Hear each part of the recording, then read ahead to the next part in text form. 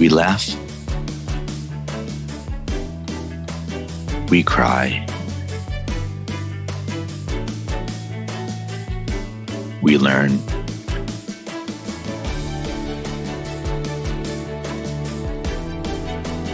But really, what doesn't kill you makes you better at managing clients and everyone. I'm Morgan Friedman, and this is Client Horror Stories. Hey everyone, welcome to the latest episode of Client Horror Stories. I'm excited to have with me today my cousin Jason Roberts. No, he's not my cousin, but it is my mom's maiden name, so I feel an affinity, like we are cousins. Can I call you cuz? Yeah, we can do that. I'm good with it, man. Cool. So cousin Jason, let's jump right into your story. I have my coffee in hand and I'm excited to hear about your client horror story. Yeah, it's a good one. Never had anything like this happen to me before, but one of the first businesses that I opened when I was young, in my early 20s, was a mortgage company, and kind of by accident, not by accident, a lot of hard work and a lot of luck, maybe, and put it that way. That it grew big. We were the number one rural housing and lender in Missouri. We had close to 100 employees at our peak, and trying to do everything right. We predominantly did more purchase money, so we helped people buy houses, we helped people build houses, and we did some refinances in that too. But it was mainly the purchase side of things. And we had a client who came in. He was paraplegic, and he was in a wheelchair. Family and friends brought him in, and he applied for a construction loan. And that process, if you're not familiar with it, is you come in, you basically get pre-qualified, then you obtain a loan for the construction portion of your build, which may take anywhere from 4 months to a year, depending on how long your builder takes. And then when that process is done, when the building process is done, then you come back into the office and you essentially do a whole nother loan. You're doing a refinance, but it's paying the old loan off with a new loan. Okay. So it's a little more in-depth process than your traditional buyer refi, because there's 2 or 3 closings essentially, but that's the process for a construction loan. Thought everything was great. Super nice guy. Was happy to be able to help. Was happy to be able to make a difference. And I guess it was probably, I don't know, maybe a month and a half, 2 months, maybe a month and a half after we did that loan, the final loan, we get a call from a family member that was asking some kind of strange questions about, hey, what are the options, to cancel this loan? What are the options to get out of it? This and that. And, there's no way to get out of a loan once you close on it, really. And so it was kind of just bizarre questions. They weren't really giving us any info as to where the questions were coming from. And it wasn't the borrower, so I really couldn't go into a whole lot of things anyway. And I guess probably about a week after that, I get served at my office with a lawsuit. Wow. So interesting already. I don't know what happens, but I'll point out that's a really quick time from like the conversation to a lawsuit, because usually there's like a period of figuring out what's happening and talking and trying to come a deal. Agree. I have no clue what's going on. You know what I mean? Like there was everybody was happy. The loan went great. There was nothing wrong. Nothing that I was aware of was wrong anyway. And so, yeah, I get served, and the whole office is looking like, what the heck's going on? Why are the police here with a summons? And, it was like in the movies where the police showed up. Oh yeah. I mean, it was full get up, dude. It was the whole, the badge, the outfit, the whole thing. It wasn't like a summons person. It was an actual county sheriff that came in, So. By the way, I'm going to confess my ignorance. I always thought they did it in the movies. I didn't realize that's actually how what it's like in real life. I don't know if that's how it always is in real life, but that was how it was this time anyway. Maybe they paid extra for that. I'm not really sure how you get this. There's actually a good lesson there, because I think what happens is when the police come with this letter, it freaks you out. It freaks normies out. For sure it does. Fear factor that getting a letter in the mail that you have a lawsuit just doesn't have. Well, and I'm in banking, you know what I mean? Like we're mandated by the federal government, and so when the police come in with this, like I'm thinking, what could possibly have happened? Like this is serious. This is a big deal. And what did the lawsuit say? So I couldn't really make much out of it because it's all legal. It's this big thick packet. It's all these charges. It named me. It named our company.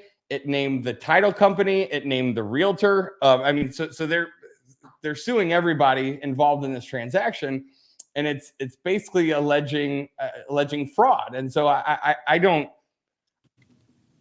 I'm lost at this point, So we immediately call our law firm. They review everything. They communicate with the attorney on the other side, and I guess the premise of the whole thing was them saying that the borrower was mentally incapacitated. Okay, so what I didn't tell you is the borrower passed away like a week or two after they moved into their brand new house. Ooh, he passed away. Died suddenly. So the go ahead. He took out the loan to refinance his house, and then for a new house, and then moved. Go ahead. No, and then he moved it, and then took out the loan. Then because he got the loan, he then bought the house and moved in, and then he died a week later. That's correct. Yep. Yeah. So we've been working with him for a while. He originally came in to get the construction loan, so that whole time period had passed. Once the new construction was done, he came in and he got his permanent loan. And then at that point he moved in, he was done, and we thought he was, happy customer and on down the way. So when I see this lawsuit, I'm not understanding what's going on. My attorney finds out that the borrower, our customer, had actually passed away, and that this lawsuit was coming from the family. So they were suing us for fraud, alleging that he was mentally incapacitated and had, like didn't know what he was doing, like somebody that with like Alzheimer's or dementia, or, a legitimate medical thing that you would need a power of attorney or something to act on your behalf. But I mean, from your interactions with him, did he seem mentally competent and normal? He's as normal as me and you are having this conversation right now. I mean, there was absolutely nothing wrong with him. Like I said, he was paraplegic, so I mean, he had some limited movement and things like that, but nothing wrong with his mind. I mean, that because you have a physical injury doesn't make you mentally incapacitated. It doesn't mean that you can't make decisions. I mean, he the crazy part about it was that might even borderline fly if it was like a refinance and, we only met him for a few minutes to sign papers at closing or something. But this is a pretty involved process. I mean, he came into the office. We met him face to face to get the construction loan, which is it's way more in depth than a traditional loan, because we have to evaluate the builder. We have to evaluate the down payment, the property, the construction costs, all those kind of things. So it's a more involved process. And then he has to come back in and do that whole process over again to refinance. So beyond a shadow of a doubt, 0% mentally incompetent. He was well aware of everything that was going on. And as a footnote there, I want to point out, in my experience, often it's unfortunately not too uncommon that people that are disabled or have a health problem in some way use that as a sort of justification for other problems or other things that have absolutely nothing to do with it. So it's interesting here that this is the same sort of technique. Because he's paraplegic, you get you get sympathy from the courts and the public and from everyone. Well, and it's not even him using the excuse; it's his family. He passed away, so they're using the fact that he was paraplegic, but they're also using the sympathy that's involved in all that. But they're also using the fact that he passed away now. You know what I mean? And so all of this looks really bad. I mean, if it goes into a courtroom, here's this poor guy. He got roped into the. I can see the side of it, but in my mind, I'm thinking there's no way anybody's going to believe. Like, again, we met with him 2, 3, 4 times. We met with his builder. There's other people involved, and so if you're going to try to swing this story, but people dump coffee on themselves and sue McDonald's, and people slip and fall on purpose in Walmart and sue Walmart. And unfortunately, there's no shortage of people that may decide to exercise a handout or a gimme if they can find one. Because I know nothing about these sorts of loans. At any point, did you have to meet his family or get sign off from the family, or just him? So that's the thing, man. He's in a wheelchair, so he can't get. I feel like a bad person for laughing. No, I mean, but like the funny part is like he didn't get there by himself. Like Right. there's witnesses, and the witnesses are the people that are suing. You know, I mean, it was family and friends that brought him in. Like every time he came in, he had two people with him, somebody to hold the door, somebody to push the wheelchair, and so that kind of further blew me away. Of like, again, had the loan officer went to his house and there was no one else there, and he did or didn't have a mental deficiency, you know, and the whole thing was done like that, like it still doesn't make it right, but you'd have a whole lot, in my thought, you'd have a whole lot easier case because it's kind of the passed away person's word versus ours. So how are you gonna argue that? But that wasn't the case. I mean, he came into the office, he came with his realtor, we closed at a title company. Those documents have to be notarized. There's somebody's check, you know what I mean? So there's all these different people involved in the transaction that like are all shaking our head saying, why are we getting sued for this? But by the way, just as a parenthetical, I've bought and sold a lot of property in South America, and in all the South American countries, or that I know at least, they have these laws that for any financial transaction over some fairly small level number, like a few thousand or $10,000, that your husband or wife has to sign it, period, no matter what. So it's interesting because in Latin America, there's historically so much fraud of exactly this type. No, really? He wasn't in his right mind, and people misunderstanding that they force on everyone to say no, like you're like you want to. You're gonna have somebody else sign too that was right there with you. Yeah. Yeah, no, like in Latin, in every country in Latin America that I know of, you want to buy a car, your spouse, it's over whatever the $10,000 limit, whatever it is, so or minimum, so your spouse has to sign it with you, or else they just won't do it for everything above a few $1,000s. Wow. And it's annoying. Like I've been in situations where like someone just wants to give me like equity in a company, and in the US you would just like sign a paper, but in Latin America you have to like get your wife to sign, get it notarized, no matter what. And I think we should have probably adopted that on that transaction. It would have saved me a lot of lawyer fees. Just on the continuing that fun parenthetical, there are a bunch of interesting legal differences, but another one that's relevant is everything has to be notarized in Latin America, and it's part of the notary's responsibility to make sure that the people signing it understand it. So as a result, they're required by law, at least in Argentina, for example, they're required by law to read every word of the contract out loud. So you sign a loan and it's 20 pages. The notary sits there and speed reads the 20 pages out loud. That's wild. We've adopted what's it called, the eDoc thing. Yeah, you know what I mean. Like you can just sign it by email. So I'm able to close on buying and selling stuff from 30,000 feet in an airplane, hitting buttons. You know, and wild. It's wild the difference. Yeah. So, okay. So the family sued you for this, and then the family had come there in person. So like you had met them and known them. So clearly just trying to take advantage of the situation. 100%. And this wasn't like they're suing us for the loan amount. And I don't remember exactly what it was, but it was $400,000 or $500,000. Like it wasn't chump change. It wasn't a $10,000 lawsuit. They were suing for the loan amount so that they could try to get the loan extinguished, which I'm not even really sure why. I mean, just put the house up on the market and sell it. Like I don't understand the lawsuit component. I mean, I could understand it like if the house was upside down and they were trying to protect assets in the if there even was a trust, they were trying to protect, from probate or something like that. But I mean, it was a new construction house, so it was probably worth more than what he even owed on it. So I don't really even necessarily understand. I don't even necessarily understand the motive behind all of it, unless maybe they were trying to get paid a judgment and then just let the house get foreclosed on and keep the money or something. Like I don't even really know I don't even know the motivation behind it. I had a CTO of a company that I ran that 15 years ago. He was like my junior partner.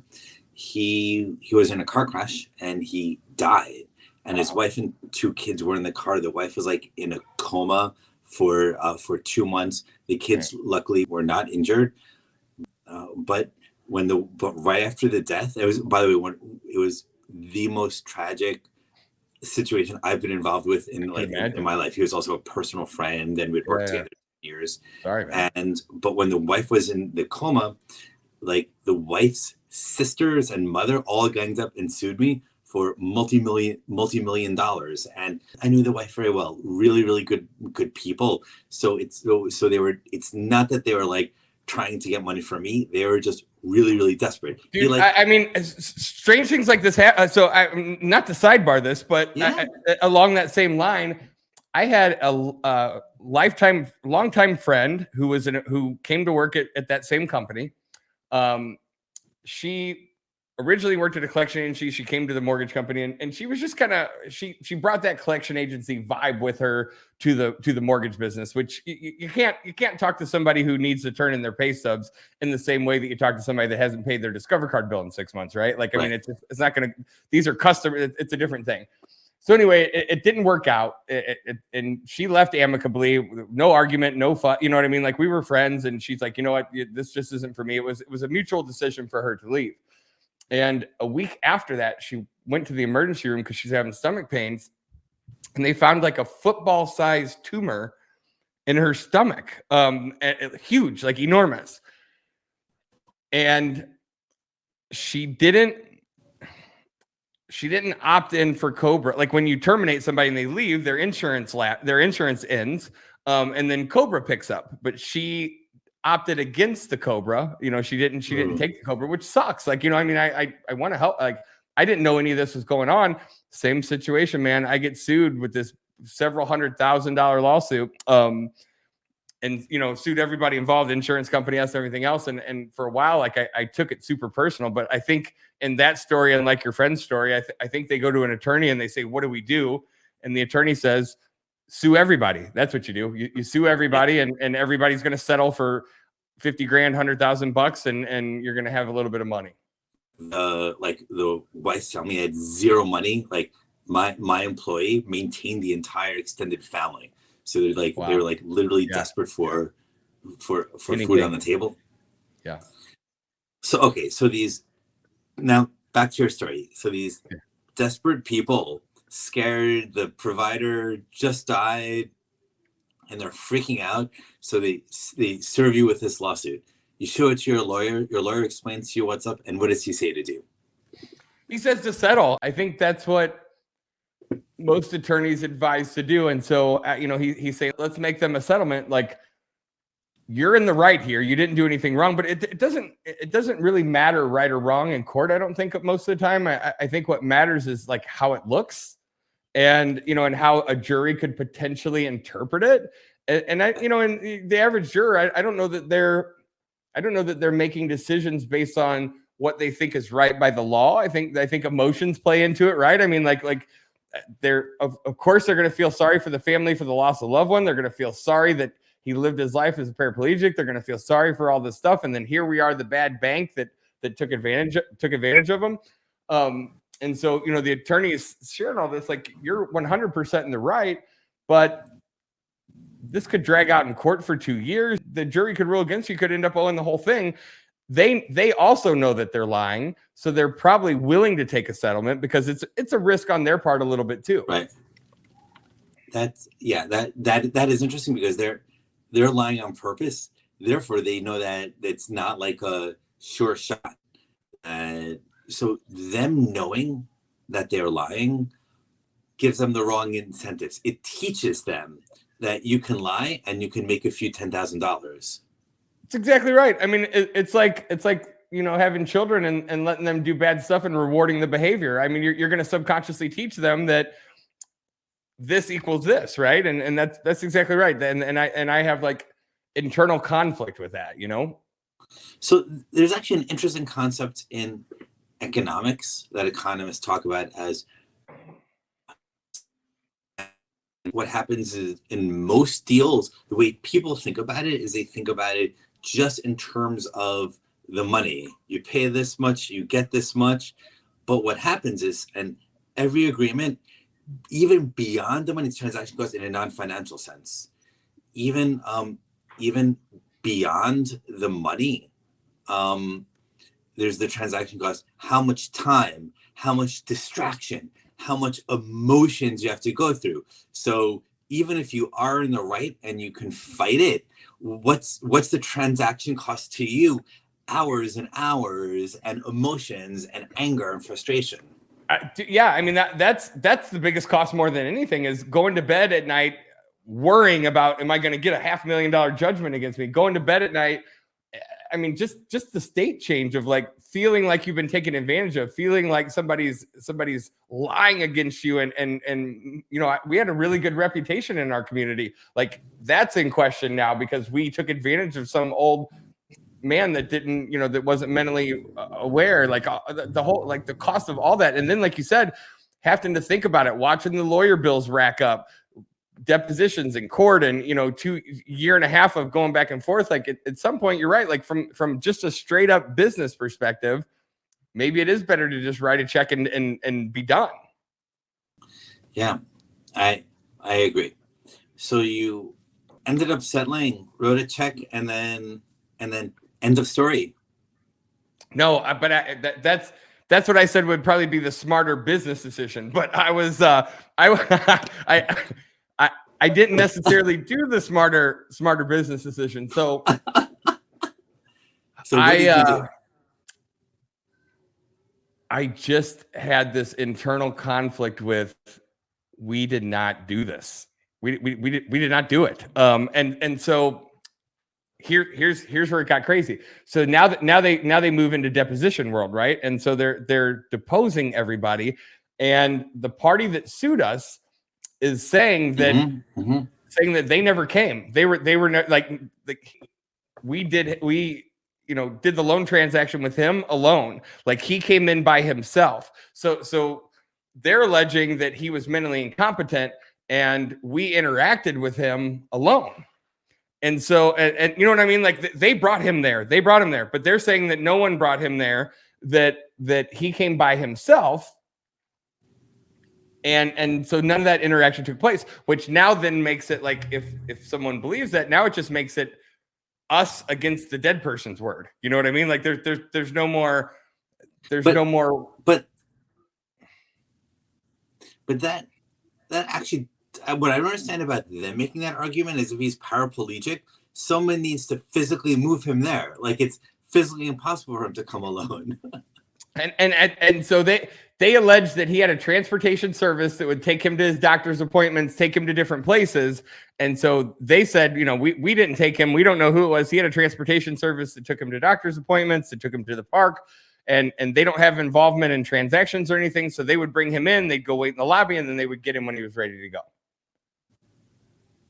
Okay, so they made this ridiculous sounding argument, and then what happened? So now, yeah, so now my attorney's saying, Jason, this is bad. Like, you know, like this isn't really helping your case, because it's again, now it's going to be your word against theirs. But now they're flat up lying. I mean, you can't really prove that they were there because they didn't sign anything. I mean, yes, you have these other people that can say it, but they're saying that they weren't. And so I was kind of feeling back against the corner. And then it just, one day it popped into my head, wait a second. So I had the whole right wing of this bank building, 3-story bank building. There was a university on the 3rd floor. There was a financial bank. And then our mortgage bank was we had this whole right wing of it. And it just popped into my head. The bank has to have video cameras. The bank has to have cameras. And so it was a big hoop thing. Well, first of all, the bank said, "Oh, well, we're probably not going to see it because they just came into the lobby and then they came over, you know, into your space. They didn't want any part of it. They didn't want any part of it because they didn't want to be drug into it, you know. So then my attorney had to go to them and request it. And I'll be damned, man. They clear as day. The sister, the 2 sisters, and the guy wheeling them in. Wow. Bang on the thing. You got the video camera footage that exposed them as lying. Game over. Yeah, game over. And we didn't think we were going to get it because the bank didn't want to submit it. And then I thought, well, they're just going to say that they don't have it, but we had a good relationship with them too. And so every time I talked to that branch manager at that bank or who was the president of that bank, actually, I said, look, man, like this is serious. Like we're not trying to involve you in it. We can have a video editor edit, because then they were worried about showing faces of their other customers and all these different like compliance things. And I said, I get it, but like, this is what's happening. This is really, really bad for me and I need your help. And they eventually released it. And I mean, like I said, you could see clear as day. You could see clear as day. Wow. So as a parenthetical there, I'll observe this is a good lesson on the importance of having good relationships with the key figures in the businesses that you work with, because sometimes you just need to call on a favor. That's right. And you never know when. And you never know when. Yeah, I just really need that security cam footage as a huge favor to me. Make sure you get it. Yep. That's why you be nice to the maintenance guy, and that's why you be nice to the groundskeepers, and that's why, you know what I mean? That's why you be a good person to everybody that you come across, man, because you never know when that person saw something and you need their help or whatever, anything, right? A classic saying in the sales field where salesmen say that the way to get to an executive is to first get to his secretary. Like you befriend all of those people, and that's how you actually get your in everywhere. That's the person who has the keys, right? That's a good point. Literally and figuratively. That's right. Yeah, that's right. Okay, so you got the footage and you showed it to them, and their faces turned red of shame. It was game over. Now it's automatically dead because they perjured themselves. I mean, there were depositions. I mean, they just straight up lied to the judge, to you know what I mean, to whatever that. I'm no lawyer. I don't know what the legal word for deposition is, but like, I mean, that's like you're pledging a statement. Lying under oath is a serious violation. That's right. That's right. The footage was good enough that there was no denying it was that, you know what I mean? There's no, because that was kind of my next thing was like, oh, they're going to say it still wasn't them, but it was game over at that point. And, we've got our title person and, the realtor who are all there that are testing the same thing. And now when you lie and you try to trick people, the sympathy card goes away. You know what I mean? Now the perception is, oh, you're trying to get something at someone else's expense as opposed to for them, It's interesting to me that they didn't think about the video camera angle before they did that. So like, dude, I didn't think about the video camera angle until 6 months into it when it was, you know what I mean? When it was getting more and more serious and we're like, shit, we're going to go to court. Did I make the right choice here? Maybe we should have just paid them. And when we got that thing back, I could not believe, like, it's one thing to like tell a white lie, which I'm not a fan of either, but we've all done it. We're not proud of whatever.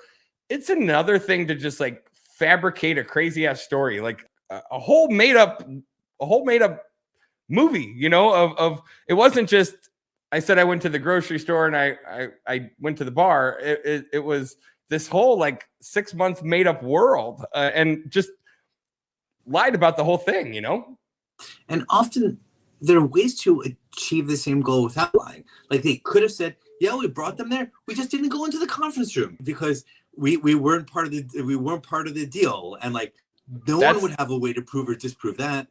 You're exactly right, and that's the problem with lying, right? You don't remember your lie. You didn't think through your lie enough, because you're right. Had they said, yeah, we were absolutely there, we bought him there, but we're not involved in his financial decisions, and we just sat out in the hall in the waiting room in a chair. Yeah. What are you gonna do? Okay, so game over.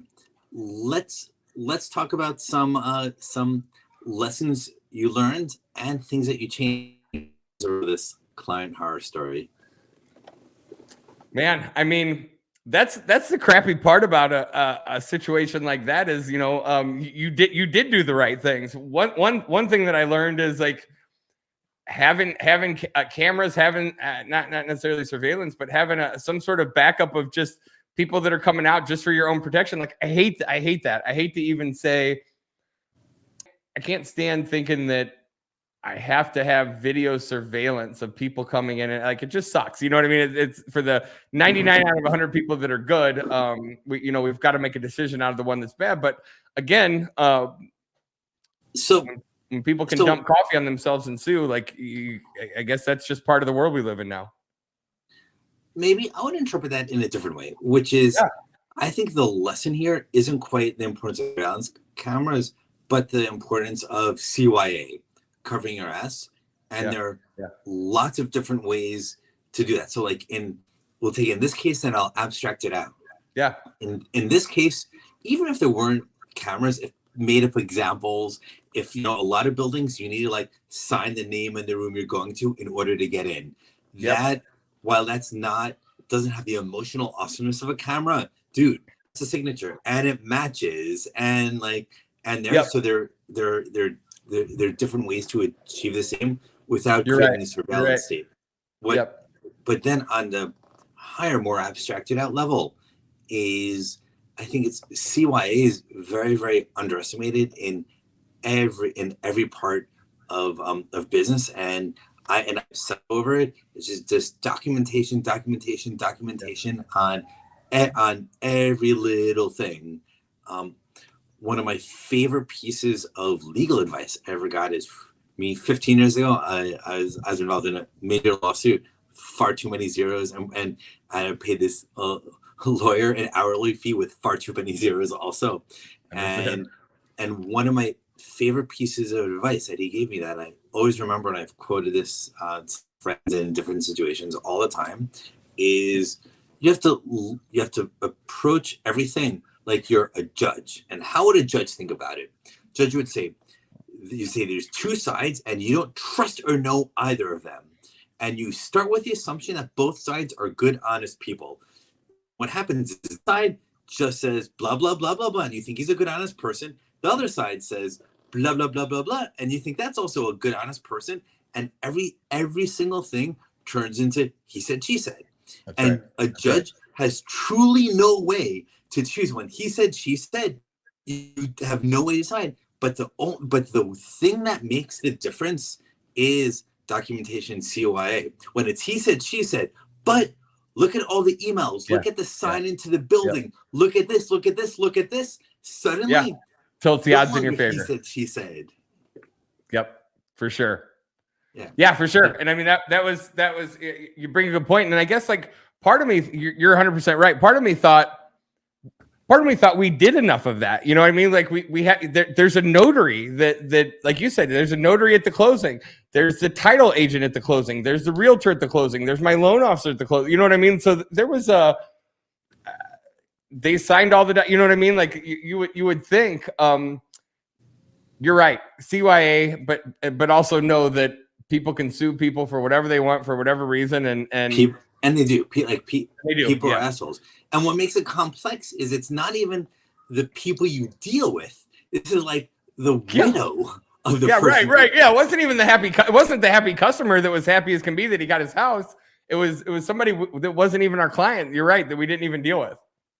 Yeah. So as much as you can do CYA with the people you're dealing with, it's practically impossible to do CYA with them and everyone they've ever dealt with. Like maybe their ex-wife's mom will go crazy and will get angry at you, and it's part of the general risk of doing business. Yep, 100%.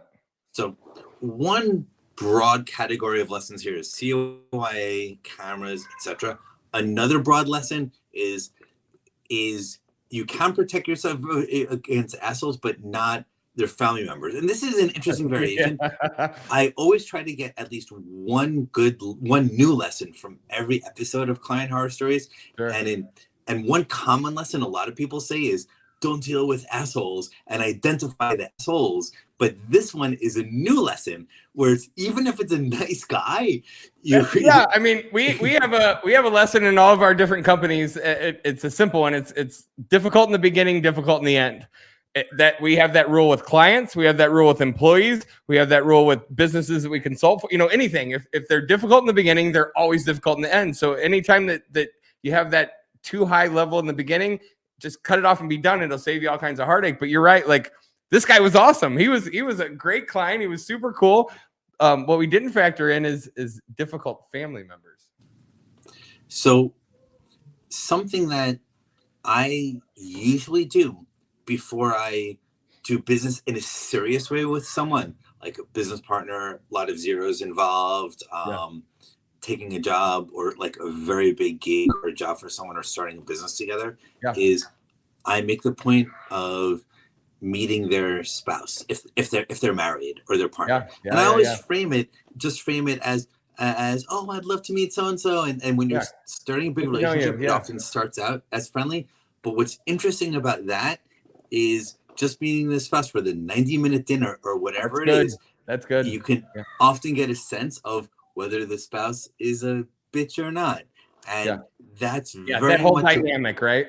And the whole dynamic. And you learn so much from it. And what's interesting about that is if you think about, let's say, the widow and the sisters or family of this person suing you, that while you can't protect yourself or know, as we're saying, from the family, if someone's a bitch, they're related to similar people as well who act similarly. So it could be a proxy to help.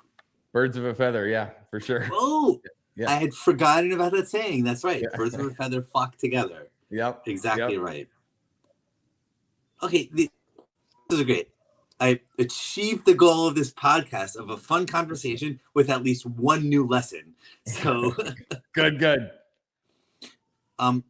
Any other final observations or thoughts or wisdom you want to impart to yourself 20 years younger when you were starting out? Man, I mean, I think just put your best foot forward every day. You know what I mean? Try to do the right thing. Try to put your best foot forward. Try as hard as you can. And at the end of the day, things are going to happen. Like we can't change what happens to us. We can only change how we respond to it. So things are going to happen that we can't control. What we are in control of is how we handle it in our response. 100%. Wonderful wisdom. Great words to end this on. Jason, cousin, it was great having you here. Great getting to know you. And everyone who's made it to the end, I hope you had as much fun and learned as much as I did. Thank you for watching. And thanks, everybody.